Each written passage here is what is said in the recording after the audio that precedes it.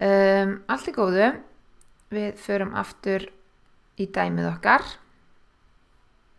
sem hér. Prófstarinn lítur svona út. S stóra M í öðru deilt með S litla M í öðru. S stóra M, það vísar í hærri töluna. Þannig að við þurfum bara að skoða S1 í öðru og S2 í öðru og svo tala sem hærri, það S stóra M í öðru. Svo 7348,02 hærri en 5555,91, svo hana setjum við hér í teljara. Hún á að vera í teljara, 5555,91 í nefnara. Út úr þessu fáum við 1,32 og til að athuga hvort að það gildi falli á höfnunarsvæði þá skoðum við aftur, ég hef nú ekkert að hlaupa aftur, þarf að fara aftur á glæruna drifnina og höfnunarsvæði við þurfum að fletta upp eftir F, 1 mínus alfa deilt með 2, komma, fjöldi frígráða N stóra M mínus 1 og N litla M mínus 1 og hjá okkur þessu gildi 8. Svo við flettum upp F 0,975,7,7, flettum því upp í töflu F-dreifingarinnar og fáum út 4,9995. Svo höfnunarsvæðið hér frá 4,9995 og út halan. Við sjáum að 1,32 sem gildi á prófstarinn okkar fellur ekki á höfnunarsvæði því 1,32 minna en 4,9995 og þess vegna höfnum við ekki 0 tilgátu. Nú rifjum upp, hér vorum við bara að kanna drifnina en það vorum við að gera til þess að ákvarða hvort T-prófið við eigum að framkvæma fyrir meðaltölin. Og þar sem að við ætlum að gera ráð fyrir að drifnin sé svipuð í þýðunum, þá notum við eftirfarandi prófstarð hér. Og aftur skulum við fara í glærurnar okkar. Þessu þurfum við að fletta upp og þessi prófstarð hér svo mikið sem á glæru númer 30. Þetta prófstarðin, T-próf fyrir meðaltöl 2 þýða, drifnin svipuð. Notum þessa prófstarð hér og við þurfum, áður við getum reiknað á gildið á þessari prófstarð, þurfum að finna gildið á SP og það á glærunni á glæru númer 28. Þegar úrtökin okkar eru jafnstór, en passið ykkur þetta megum við bara nota þegar úrtökin eru jafnstór, að þá getum við reiknað SP í öðru sem S1 í öðru pluss S2 í öðru deilt með 2. Í prófstarðinni þá SP en ekki SP í öðru. Þannig að til þess að finna SP þá tökum við hreinlega kvadratrót hér. Svo SP kvadratrótin af S1 í öðru pluss S2 í öðru deilt með N og við setjum inn gildin sem við eigum hér inn í þessa jöfnu. Fáum út 80,32. Nú þegar það komið, þá þekkjum við þekkjum x1 bar og x2 bar, það var gefið upp í dæminu. Delta, það gildið sem stendur í prófstarðinni og eins og ég sagði áðan að þá þetta jafngilt, nú þarf ég að fara aftur í dæmið, finnum gildið,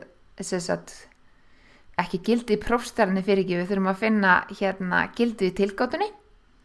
Að tilgáturnar okkar líta svona út sem jafngilt μ1 mínus μ2 jafnt og 0. Þannig að deltan okkar bara 0.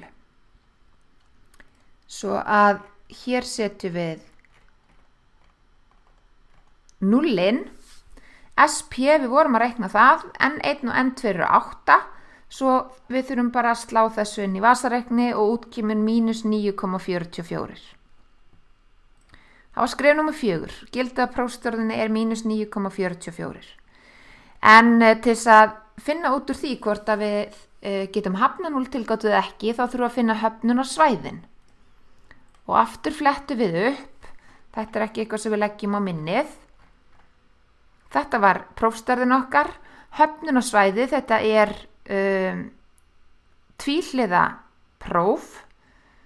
Hér ætti nú að standa μ1 mínus μ2 ekki jafnt á 0. Þá standa það sama og stendur hér, afsakið, hér bara innsláttarvilla.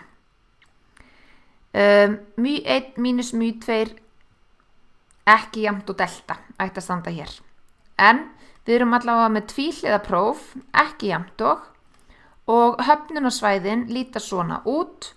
Ef gildið á prófstærðin minna en mínus t, 1 mínus alfa deilt með 2, n1 plus n2 mínus 2, eða ef t stærri en þetta gildi með jákvæðu formerki, eða ekki neikvæðu formerki, þá höfnum við H0.